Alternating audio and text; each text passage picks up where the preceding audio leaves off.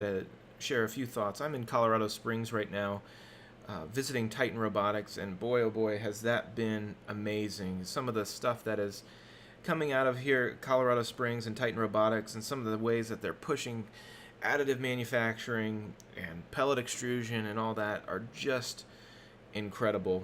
And it really brought me to just a couple thoughts on patents and these historical documents that I've been doing.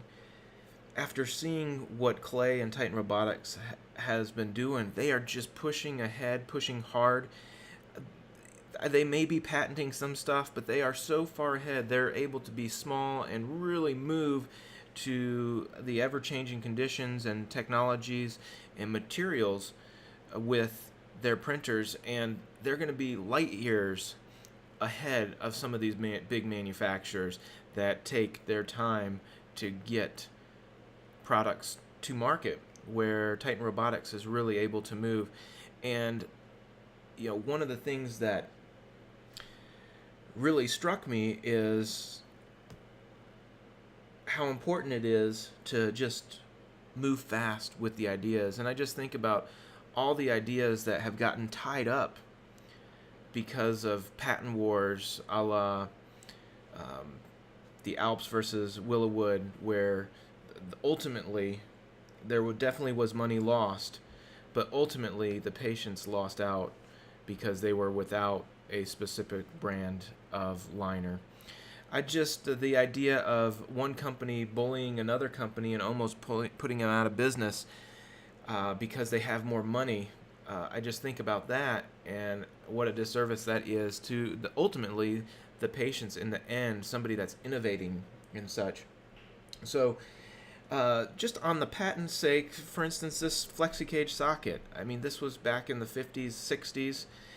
A lot of the ideas of this socket, the flexibility, the multiple struts, the different material brim, are shown in a lot of patents that have been granted recently with some of the adjustable socket manufacturers and such.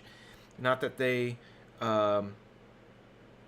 shouldn't have been granted, because some new materials are, but the ideas, the spirit of the ideas, I feel, have been used. Whereas if you're only looking at historical patents and not the historical documents, I think you'll realize that there is a lot of previous art in the field of orthotics and prosthetics. I also feel that patents, some people just get patents for just patent's sake. It's almost a lazy way to innovate.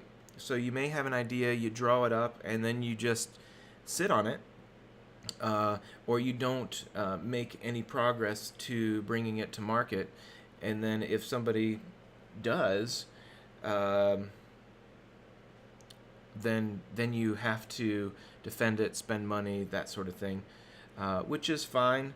I really think the only really revolutionary product that we've had in prosthetics and orthotics is the liner thing, and that whole thing really has made me a little bit sick to my stomach, just because of the amount of money that has gone to lawyers and the amount of innovation that was lost.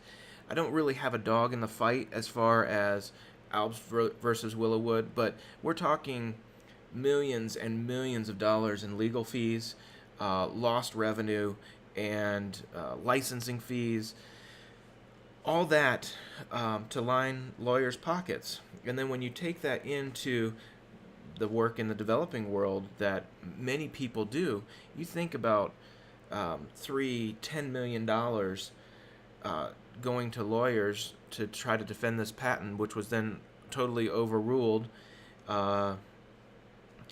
You just are wondering how many people all across the world could lives have been changed with that amount of money. It's just mind-boggling to me. So my encouragement is move quick, move fast, innovate, collaborate. And that's the whole reason why I'm doing this series with the historical articles and patents. Is I believe the technology is out there as we're looking through